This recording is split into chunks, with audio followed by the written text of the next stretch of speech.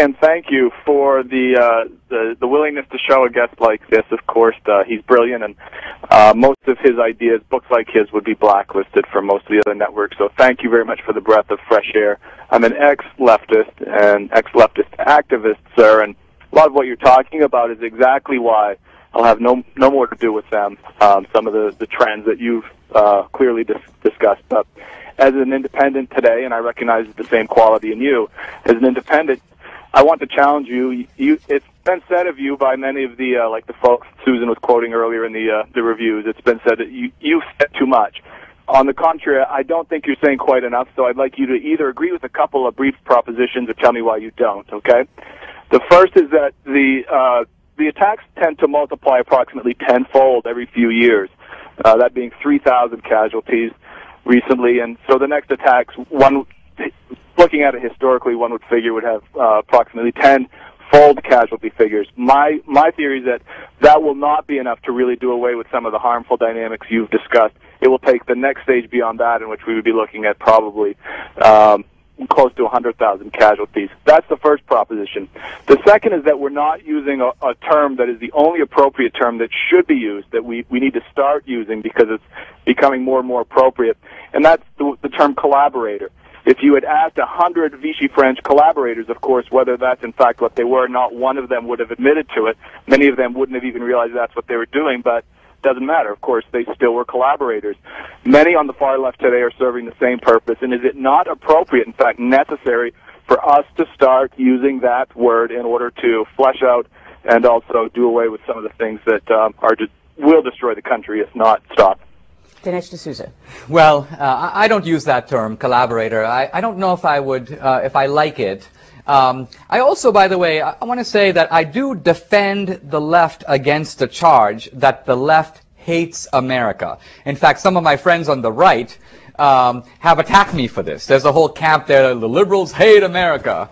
I think this is stupidity. The liberals don't hate America. Now, the liberals do oppose conservative America. There are many on the left who don't like traditional America. They don't like the America, they may not like some of the American founders who they see as slave owners.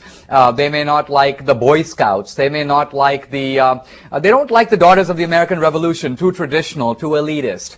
But on the other hand, they have their America that they like. They like the America of the suffragettes. They like the America of the slave revolts. They like the America of the civil rights movement. They like the America of Roe v. Wade. They like the America of gay marriage. So they will defend liberal values. And I think in a way, they don't see themselves as helping the enemy.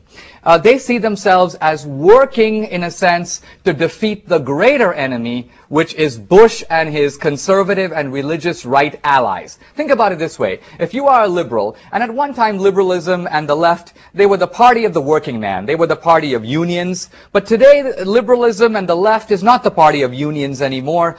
In some ways, the so-called sexual issues have come to center stage. These now define the things that the left will fight for. They get very animated when those values are threatened. So ask yourself this, who is threatening liberal values in America? Is it bin Laden? No. Bin Laden may want to have Sharia in Baghdad, but from the left's point of view, Bush wants to have Sharia in Boston. And so Bush is the near enemy. The Islamic radicals are the far enemy. And so the left says, listen, which is more important? To defeat those guys over there or to defeat this evil guy Bush over here? If you listen to leftist rhetoric, they don't like the radical Muslims. You'll see things like, of course, bin Laden is not a nice guy, and so on. But when they talk about Bush, a certain pathological hatred comes into their voice. They talk about he's evil, he's destroying the Constitution, he's the worst president ever. So the differing decibels of rhetoric show what I call the indignation gap. They are upset about the foreign enemy, but more indignant, more determined, more resolute about running Bush and the religious conservatives out of Washington. Now, your other question, I'm a little more fuzzy on this business about the great strike against America. I'll put it a little differently.